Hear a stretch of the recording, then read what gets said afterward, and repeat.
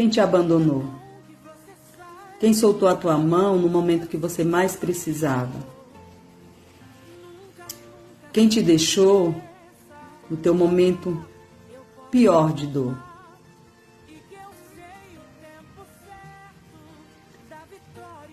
O Senhor diz na palavra dele: ainda que uma mãe se esqueça do filho que ela amamentou, eu, todavia, não me esquecerei de ti.